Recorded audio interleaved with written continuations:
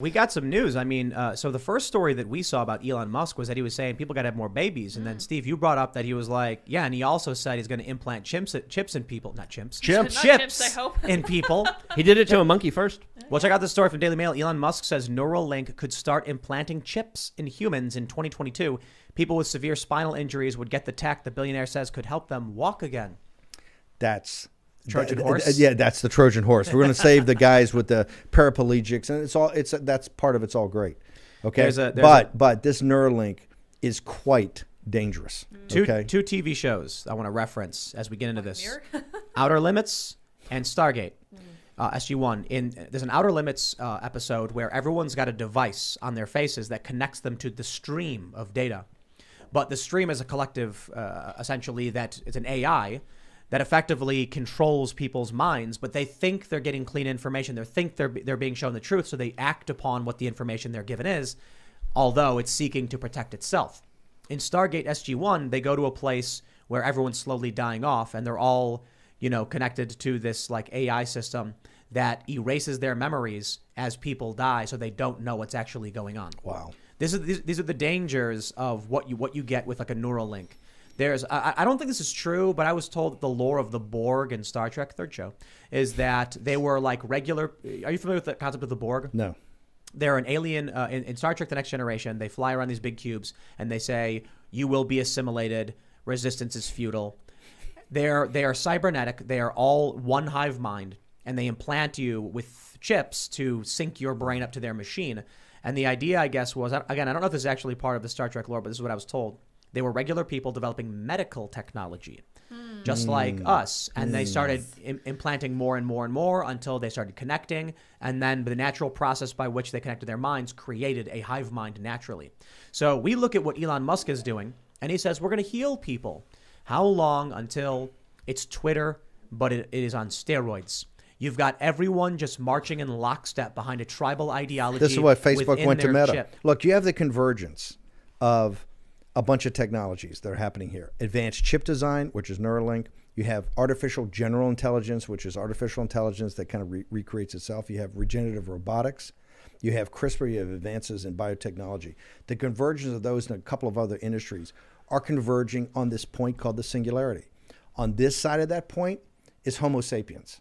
On the other side of that, let's say it's Homo sapiens plus, okay?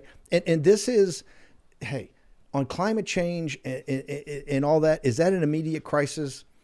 I don't know. I'm not a climate change denier, but I can look at the evidence and don't know if it's absolutely as immediate as they say. The immediate one I can tell you is this crisis of we're coming towards this, because there's no regulation on this.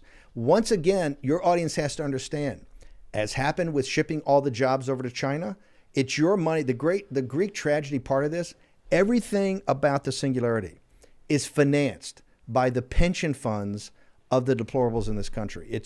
They are the venture capital firm. Remember, the venture capital firms, the private equity firms, the hedge funds. It's all your money from your pension funds, from your insurance companies, from your banks.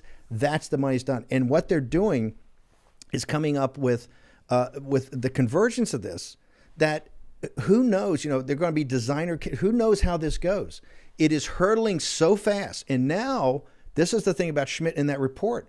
And if you read Kissinger and Schmidt's book, they're telling you, well, guys, hey, guess what? We don't have a choice here because it's an arms race. The most dangerous weapons in the history of mankind are being developed right now in artificial intelligence. Oh, by the way, the Chinese are here, the Russians are here. So we have to get into this arms race. So now you're going to have this exponential growth of this. In 30 years, there's going to be some 18-year-old who's had a Neuralink since he was born. And he's going to be like, what's the big deal? I mean, we've always had the chip. We've always been implanted. At Front National, National Rally, the political group in France, in January of this year, they had their annual meeting, the kickoff meeting.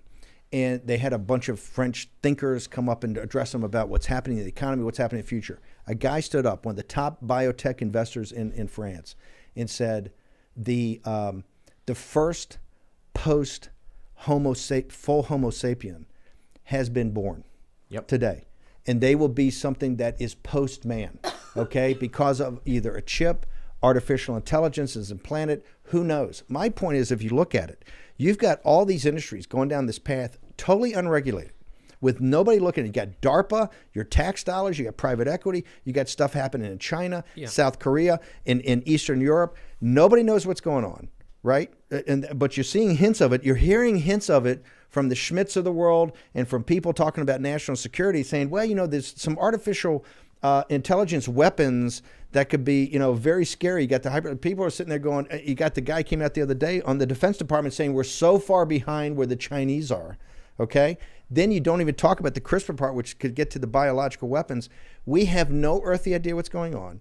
We have no ability to control it right now because, look, I'm a fighter and I fought globalization and I will take on a lot of fights. This one right here, you kind of sit there and go, where do we even start?